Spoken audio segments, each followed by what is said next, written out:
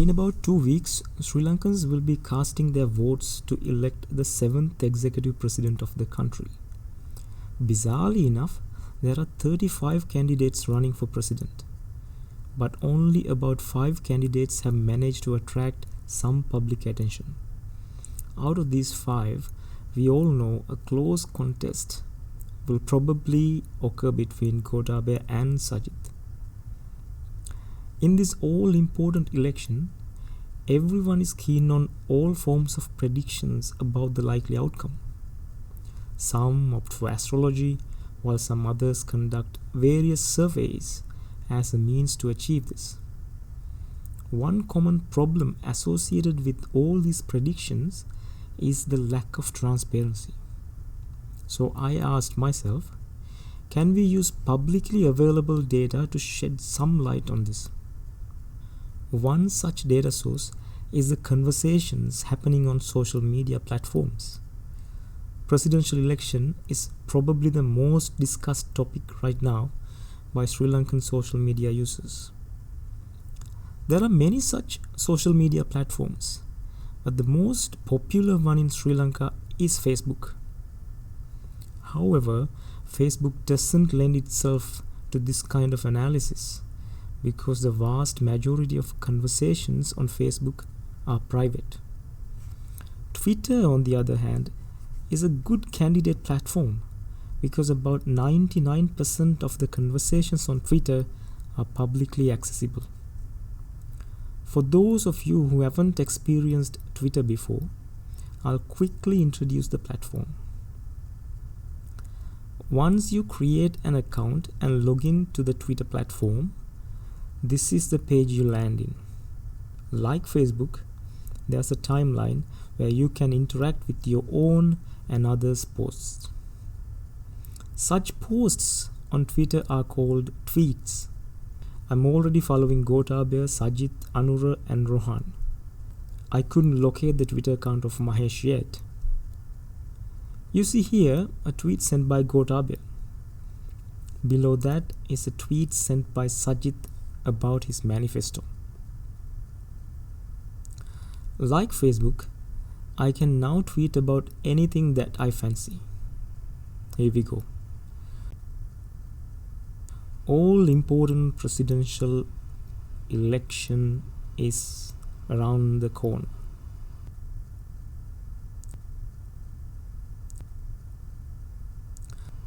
Hope people will put country before self.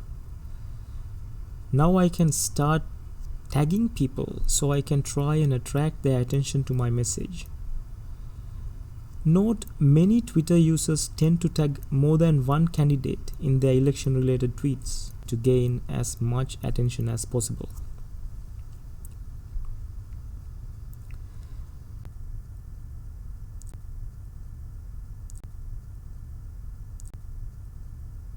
Now let's go back to our original requirement of using Twitter data to understand the popularity of a candidate. To do so, we need to collect tweets from many thousand users. If you are comfortable in coding with a modern computer language such as Python, you can write your own program to collect and analyze tweets. On this occasion, instead of writing our own tool, we are going to use an existing tool called Media Toolkit.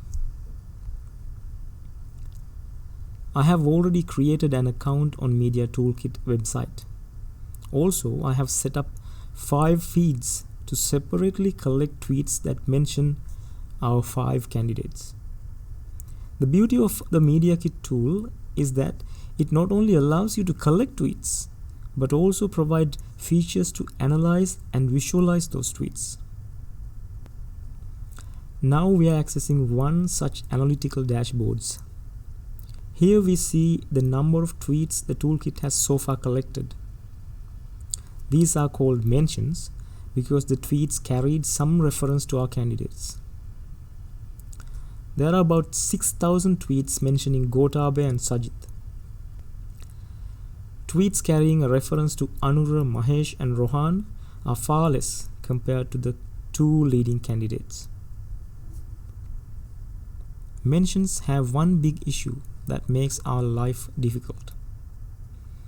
If you recall my demo tweet, I tagged few candidates in that tweet.